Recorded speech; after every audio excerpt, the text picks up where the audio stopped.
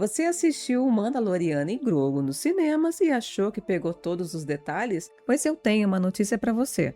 Esse filme está recheado de pequenos detalhes que passaram despercebidos até por muitos fãs antigos de Star Wars. Alguns são homenagens aos filmes clássicos, outros fazem referência às animações, aos bastidores da criação da saga e até a personagens que muita gente nem lembrava mais. E o mais legal é que vários desses detalhes não estão ali por acaso. Eles ajudam a conectar diferentes épocas da galáxia e mostram como a Lucasfilm continua expandindo esse universo. Então fica comigo até o final, porque o último detalhe é um dos mais curiosos de todo o filme. Salve pequeno Padawan, aqui é Zenobia e eu trago conteúdos de Star Wars, games e astronomia. E hoje a gente vai fundo nos segredos que a Lucasfilm escondeu no filme O Mandaloriano e Grogu. Vamos começar com um detalhe que acontece muito rápido e que muita gente deixou passar. Em uma das cenas de ação, o Grogu ele faz um front flip praticamente idêntico ao que ele treinava com o Luke Skywalker durante o Mandaloriano. Pode parecer apenas uma acrobacia para deixar a cena mais divertida, mas esse movimento mostra que Grogu não esqueceu tudo o que aprendeu com o Luke. Mesmo tendo escolhido voltar para o Din Djarin, parte do treinamento Jedi continuou com ele. Seus reflexos, sua agilidade e até sua forma de se movimentar carregam aquela influência. É um detalhe pequeno, mas que mostra que Grogu hoje é um personagem que mistura os ensinamentos Jedi com a cultura mandaloriana. Número 9. O Din Djarin ele sempre usa uma frase, warm or cold, quente ou frio, em várias cenas do filme. I can bring you in warm, or I can bring you in cold. Essa frase virou praticamente sua marca registrada. Alguns fãs acreditam que essa expressão seja uma herança dos costumes da Death Watch, grupo que resgatou o Din quando ele era ainda uma criança durante as Guerras Clônicas. Embora isso nunca tenha sido confirmado oficialmente pela Lucasfilm, a teoria ganhou força, porque o Din foi criado por esse grupo e manteve vários de seus costumes mesmo depois de adulto. Seja uma simples frase de caçador de recompensas ou uma referência ao seu passado, ela acabou se tornando uma das marcas mais conhecidas do personagem. Número 8. O nome original de Yoda era Mint, e isso aparece no filme. Esse é um detalhe que poucos fãs conhecem. Antes de George Lucas definir o personagem que conhecemos como Mestre Yoda, ele chegou a ser chamado de Mint durante os primeiros rascunhos de O Império Contra-Ataca. Esse nome acabou sendo descartado, mas continuou vivo como uma curiosidade dos bastidores de Star Wars. Muitos fãs afirmam ter encontrado uma referência a esse antigo nome escondida em um texto escrito em Aurebesh dentro do filme. Até o momento, a Lucasfilm não confirmou oficialmente essa homenagem, mas é o tipo de easter egg que combina bastante com a forma como o estúdio gosta de homenagear a história da franquia. Se realmente foi intencional, é um presente para quem acompanha Star Wars há décadas. Número 7, a Razor Crest, a nave do Din Djarin. Ela era uma versão modificada de uma nave da República. Muita gente olha para a Razor Crest apenas como a nave clássica do Din Djarin. Mas o que poucos sabem é que esse modelo, o ST-70 Razor Crest, foi utilizado antes da ascensão do Império e chegou a servir em missões durante os últimos anos da República. Isso explica por que seu design lembra algumas aeronaves militares vistas durante as Guerras Clônicas. A Razor Crest nunca foi uma nave luxuosa. Ela era robusta, resistente e feita para sobreviver em praticamente qualquer missão. Características que combinam perfeitamente com o estilo de vida de um caçador de recompensas. Depois da destruição da nave na segunda temporada de O Mandaloriano, muitos fãs passaram a olhar para ela com ainda mais carinho, e qualquer referência ao seu passado acaba chamando bastante atenção. O sexto detalhe é sem dúvida um dos mais emocionantes do filme. Carl Weathers, que interpretou o Greef Karga, faleceu em 2024 e deixou uma marca enorme em O Mandaloriano. Seu personagem foi um dos responsáveis por transformar Nevarro em um lugar seguro e se tornou um grande aliado de Din Djarin ao longo da série. Em The Mandalorian e Grogu, os fãs encontraram uma referência muito especial. uma placa com o nome Apollo. Esse nome é uma homenagem àquele que foi um dos papéis mais marcantes da carreira de Carl Weathers, Apollo Creed, da franquia Rock. A Lucasfilm costuma prestar homenagens discretas aos atores que ajudaram a construir Star Wars. E esse é exatamente o tipo de detalhe que passa despercebido para quem assiste apenas uma vez. Mais do que um easter egg, é uma forma de agradecer a um ator que conquistou o carinho dos fãs.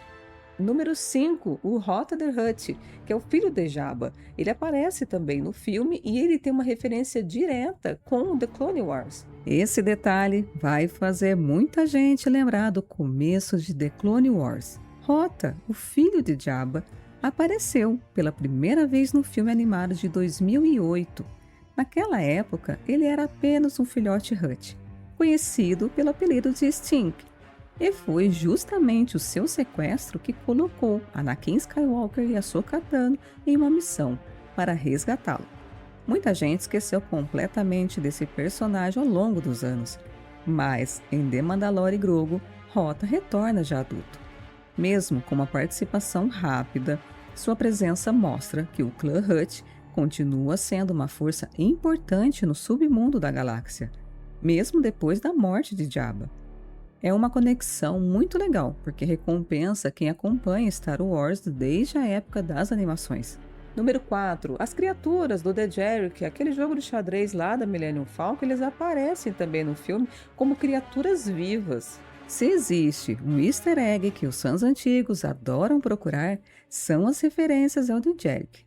Talvez você não lembre pelo nome, mas certamente lembra daquela cena clássica em Uma Nova Esperança, quando o Chewbacca ele joga uma espécie de xadrez a bordo da Millennium Falcon.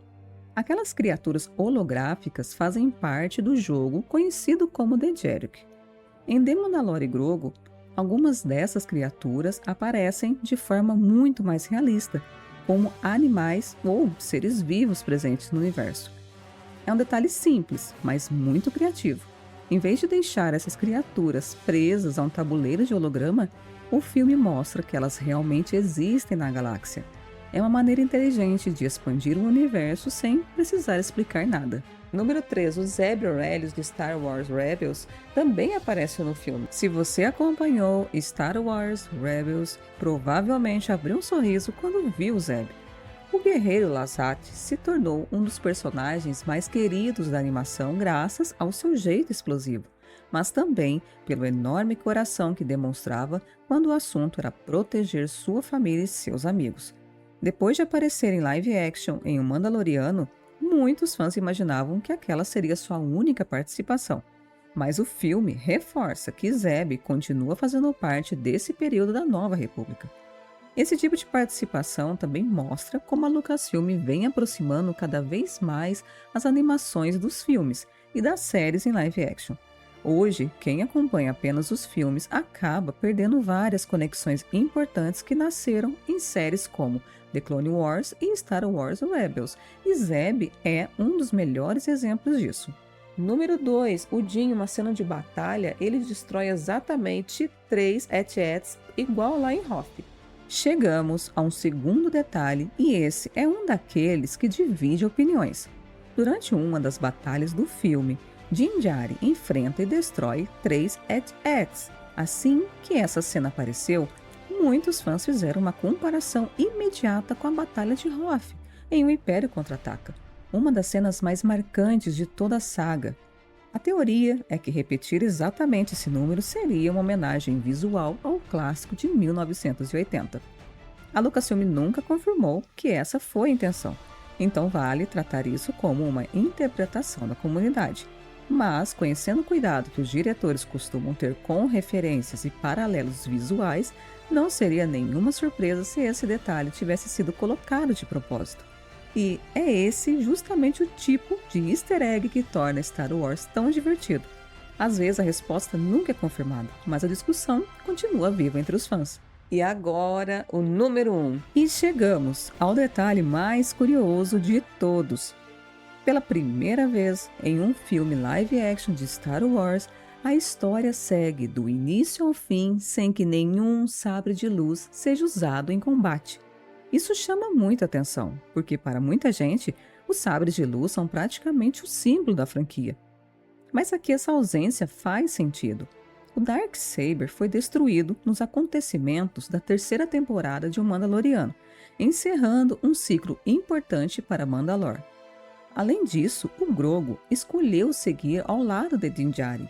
Apesar de manter seu vínculo com a Força, ele deixou o treinamento Jedi para trás e passou a trilhar um caminho diferente. Isso permitiu que o filme colocasse o foco em outra coisa, os Mandalorianos.